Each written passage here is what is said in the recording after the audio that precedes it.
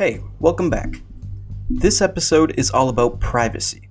With the recent Biden administration's proposal to allow the IRS scrutiny on bank accounts that have at least $600 worth of inflows or outflows, essentially meaning anytime you deposit or withdraw over $600 from your bank account, this includes even paychecks, that information is collected and then sent to the IRS, or will be at least in this new proposal. So with the advent of disastrous proposals such as that, the increase in curiosity around central bank digital currencies, and the torpedo speed at which we are heading towards a cashless society, privacy has never been more important. In this episode, I want to quickly discuss why privacy is important, a couple attacks on our privacy, and what we could do about it. If you find value in this content, please consider giving it a like and subscribing to the channel.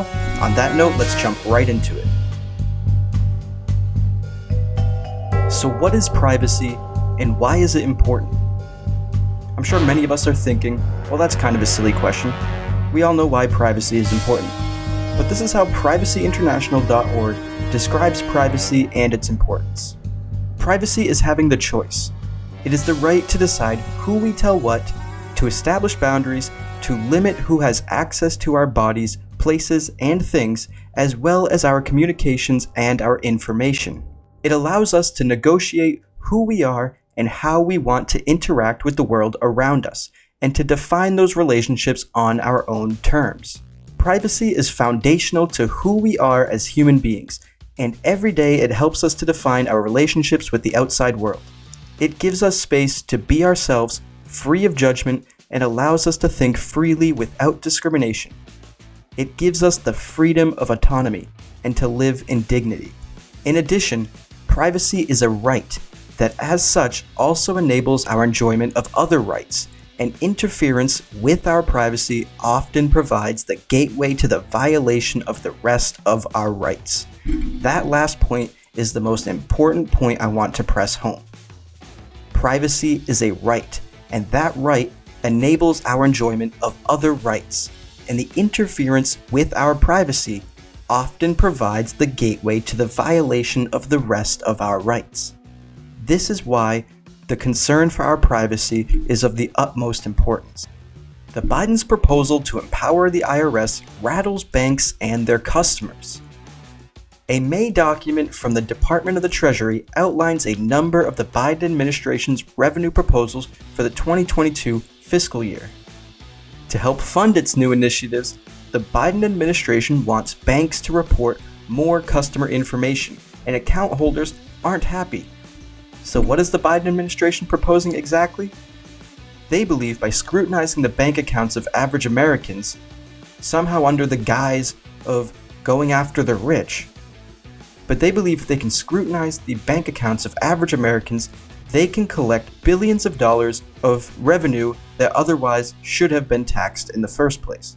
To achieve this goal, the Treasury proposed requiring financial institutions to annually report the total amount of money that went in and out of bank, loan, and investment accounts if those accounts hold a value of at least $600 or if the total is at least $600 in a year. That means that if the total debits, which are funds flowing out of the account, and credits, which are funds flowing into the account, equal at least $600, and now this includes deposited paychecks or money transferred from finance apps like Cash App or PayPal, banks would have to report those figures to the IRS. Even after everything I just told you, somehow they're still trying to spin this as if they're going after wealthy Americans. Here it says, when the Biden administration looked for ways to pay for the president's expansive social policy, it proposed raising revenue by cracking down on $7 trillion in unpaid taxes, mostly from wealthy Americans and businesses. But when you do a deep dive into how they're going to pay for it, you come up with the proposals like I just read to you, going after $600 debits and credits in people's bank accounts. Got him! Just have a listen to what Nancy Pelosi had to say about it. Yes, there are concerns that some people have, but if people are breaking the law and not paying their taxes, one way to track them is through the banking measure. I think 600, but that's a negotiation that will go on as to what the amount is. But yes. As you can see, there's clear contempt for the little guy and our privacy rights. The government wants to know where you're spending your money, what you're spending it on, where it's going, how much of it you have, and they want to invade every last bit of your financial life. This is a great segue into our next attack on our privacy, which are central bank digital currencies. Many of you that watch my channel, I'm sure, are aware of what central bank digital currencies are, as some of us are weirdly excited that many of the central bank digital currency projects are at least considering building on top of Algorand. I know many of us are Algorand holders, and that would likely help our wallets out, but the premise of a central bank digital currency is still a bit dystopian, whether it would help us financially or not, because we've made the right investments. Recently, Edward Snowden went on a tangent about central bank digital currencies, and here are some of the things he tweeted. Most of your money exists not as something folded in your wallet, but as an entry in a bank's database, faithfully requested and rendered beneath the glass of your phone. If someone else gets to decide if and how you can spend it, is it really yours? And what he's alluding to here is, with central bank digital currencies, they will essentially have the on-off switch on your money. Imagine, for, say, public health reasons, the government decides, you don't need that bag of Doritos today, and makes a transaction fail because they don't want you to use their CBDCs on something that's going to make you sick and clog up their healthcare system. Or let's go deeper down the rabbit hole and say you want to donate money to a political group that is actually at odds with the current government in power in wherever you live. You make that political donation, and all of a sudden they freeze the coins that you used, they seize the rest of your money, they have all of your information, they know who sent it, they know where it's going, they just shut it off completely. It's a complete invasion of privacy. And as you can see here, it's a big discussion around the world. The G7 finance leaders lay out guidelines for central bank digital currencies. The Digital Pound Foundation launches to push for UK CBDC. A CBDC a high possibility in South Korea. The IMF says 110 countries are at some stage of exploring CBDCs. Edward Snowden recently wrote a great article on his Substack called Your Money and Your Life. I'd recommend everyone listening to go over to his Twitter and check it out. Snowden continues with a famous quote we've all heard in crypto, which is the dystopian phrase hoisted upon us by our financial overlords, dare I say, "You will own nothing and be happy."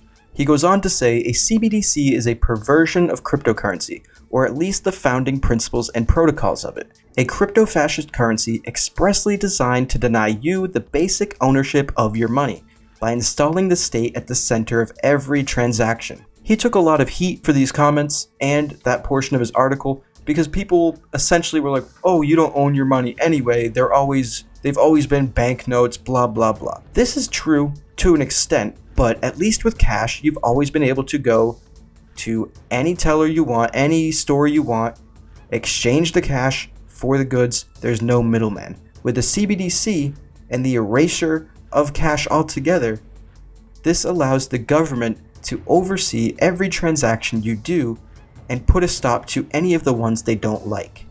In the article, Edward Snowden tells us why he was inspired to write the article in the first place, and it was because he read a transcript of a speech given by Christopher J. Waller, a freshly minted governor of the United States' 51st most powerful state, the Federal Reserve. The subject of the speech? CBDCs, which aren't, unfortunately, some new form of cannabinoid that you might have missed, but instead the acronym for central bank digital currencies, the newest danger cresting the public horizon. The article is a little bit long, so I'm not going to read the whole thing here, but I did pull out this part right here, and I think it's very important. I do encourage you all, as I said before, to go take a look at that article. You can find it on his Twitter page with ease. So he says, CBDC opponents, however, cite that the very same purported safety and ease to argue that an e-dollar, say, is merely an extension to or financial manifestation of the ever-encroaching surveillance state. To these critics, the method by which this proposal eradicates bankruptcy fallout and tax dodgers draws a bright red line under its deadly flaw. that these only come at the cost of placing the state, newly privy to the use and custodianship of every dollar, at the center of monetary interaction. Just look at China, where the new ban on Bitcoin, along with the release of the digital yuan, is clearly intended to increase the ability of the state to intermediate or to impose itself in the middle of every last transaction. To me, this sounds extremely dystopian. Even the ACLU, back in 2019, was warning of a cashless society. They weren't talking about CBDCs yet, but their fears of a cashless society only get worse with the advent of CBDC. Let's just take a quick look at an article written in 2019 by Jay Stanley, who's the Senior Policy Analyst of the ACLU Speech, Privacy, and Technology Project. This article is titled, "Say No to the Cashless Future and to Cashless Stores." He had many arguments as to why we should avoid heading towards a cashless society, but the main point I want to take away is the privacy point. When you pay cash, there is no middleman. You pay, you receive goods or services, end of story. When a middleman becomes part of the transaction, that middleman often gets to learn about the transaction, and under our weak privacy laws, has a lot of leeway to use that information as it sees fit. Think about governments, businesses, other bad non-state actors that could have access to your financial information in all the different ways that could be used against you negatively. The article goes on to say that the bottom line is that the technocratic dream of a cashless society is a vision in which we discard what is left of the anonymity that has characterized urban life since the dawn of modernity, and our freedom from the power of centralized companies like banks and governments.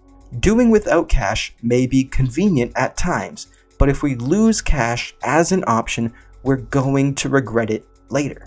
I'm of the firm belief that it's too late for that battle. We are going to lose cash. It is going to happen. I personally believe some of these quote-unquote coin shortages that you see all across the country are manufactured to hasten that transition to a cashless society. And this is where the main topic of my video comes in. We need a digital cash. We are moving into a digital society. We're moving into a crypto society. And most cryptocurrency blockchains are public, and they're pseudonymous, not anonymous. So Bitcoin, you can track every transaction on Bitcoin. Same with Algorand, same with Ethereum. What we need is Monero.